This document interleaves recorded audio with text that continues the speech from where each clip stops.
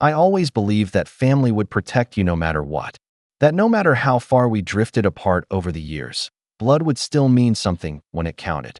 I never imagined the man who used to lift my son onto his shoulders during birthday parties, who used to toss a football with him in our backyard, would one day knock him to the ground in public, and then justify it behind a wall of HOA rules.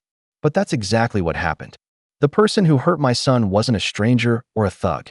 It was my brother, my own flesh and blood. And it all started the day he joined the HOA. Our neighborhood, Willow Creek Ridge, looks like the kind of place people dream of living in. Perfectly spaced houses, little American flags on mailboxes, kids on scooters, parents chatting over white fences. But underneath all that charm, there's a creeping rot, a homeowners association that slowly turned into a private militia with clipboards. And when my brother Eric joined it, that rot spread faster than I could stop it. Eric was always complicated.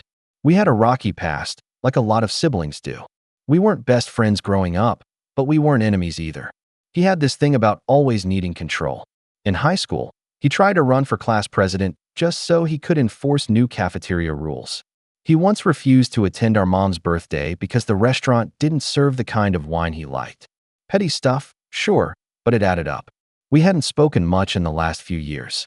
He'd moved out of state, gotten into real estate briefly, then vanished into some online investment scheme. I figured we'd reconnect when the time was right. I didn't expect that reconnection to come in the form of him moving 5 houses down from me, into our quiet, HOA-controlled neighborhood, waving like he owned the place. At first, I thought it might be a good thing. Rebuilding bridges, cousin playdates, maybe even holidays together again. My wife Jenna was cautious. Eric doesn't change, she warned. I told her people do. I was wrong. The first red flag came during his second week in the neighborhood. There was an HOA election happening, usually a formality. The president, an older guy named Mr. Cranston, was retiring. Most people just ignored the whole process, assuming the vice president would take over. But then Eric showed up, gave a full campaign speech, and somehow walked away with the VP spot by convincing a few retirees he'd restore order to the community. Within 3 weeks, he was on the board. Within 6, he was practically running the place. And then the letters started coming. The first one said our recycling bin had been left too close to the curb, $15 fine. Then there was a warning that our front lawn light was not HOA-approved brightness. Another $50. I laughed it off. This kind of pettiness wasn't new. The HOA had always been a little uptight. But when I called the office to ask who had filed the complaints, they told me, confidentially, it was Eric. I was floored. Why would my own brother be targeting me? I confronted him the next day, casually, thinking maybe it was a mistake. Hey man, are you really the one filing these complaints? He didn't deny it, just smiled and said, we all have to follow the rules. No exceptions. Something in his eyes made my stomach turn.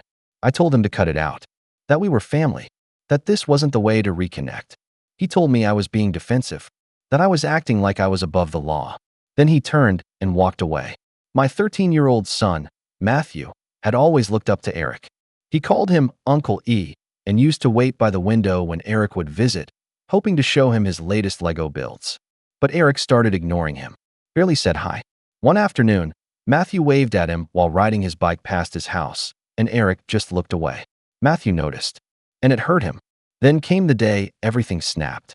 It was a Saturday, sunny, breezy, one of those perfect spring mornings where kids spill onto the sidewalks with basketballs and popsicles.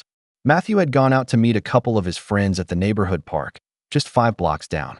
He took his usual route, cutting through a paved pathway that looped around the HOA clubhouse, a shortcut dozens of kids use daily. But that day, Eric was standing out front in a branded HOA polo shirt and a clipboard in his hand. Matthew didn't say anything, just rode past on his bike, like always. Eric shouted after him, "This path is off limits. Private HOA property." Matthew turned and said, "I live here." Eric walked out into the path and blocked it. Matthew tried to steer around him, but Eric grabbed the handlebar. According to 2 witnesses who later spoke to police, Eric yanked the bike back so hard that Matthew fell, scraping both his palms and his knee on the pavement. He hit the ground so fast that he didn't even register what had happened until Eric started yelling about how kids these days don't respect boundaries. My son got up, bleeding, holding back tears, and ran home. pushing his bike the whole way. When I saw him at the door, trembling, blood dripping down his shin, I thought he'd been hit by a car. The look in his eyes, pure betrayal and confusion, was the kind of thing that burns into your memory and never leaves. When he told me it was Eric, I didn't believe it at first. Then I saw the clubhouse footage. A neighbor who lived across from the building had a Ring camera that captured everything. I watched, with my heart in my throat, as my own brother yanked my child off a moving bicycle like he was a criminal trespasser. My hands were shaking.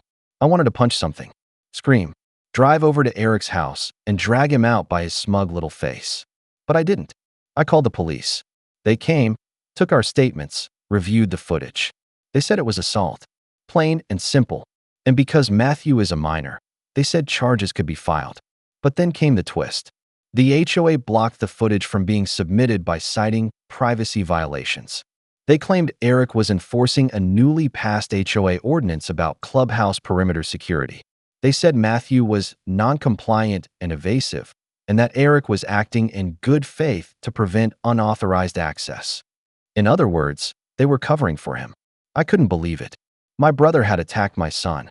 I had the proof. And the HOA was treating him like a hero. But I didn't back down. I filed a restraining order against Eric.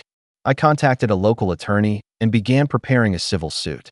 I also went door to door, talking to neighbors, gathering statements, building momentum. And that's when I started to uncover what was really going on behind the scenes.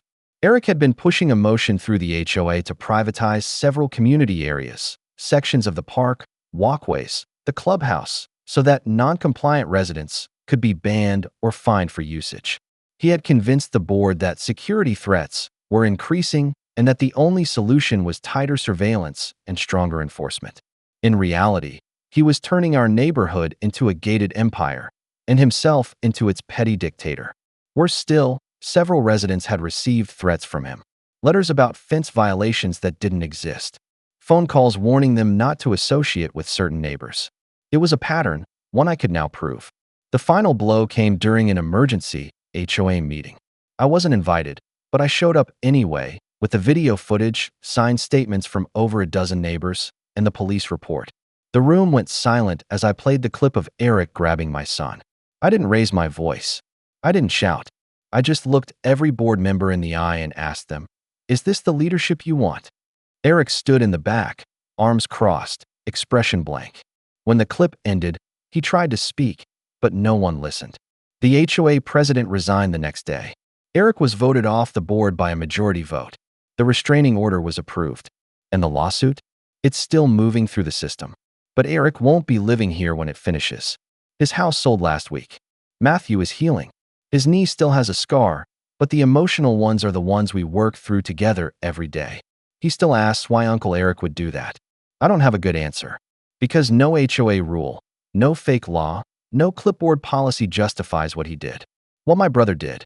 He didn't just hurt my son physically. He betrayed every ounce of trust one ever placed in him. He used a position of power to settle old scores, to fuel some twisted need for control, and in the process, he destroyed our family. And that's something no board meeting can fix. Family betrayal.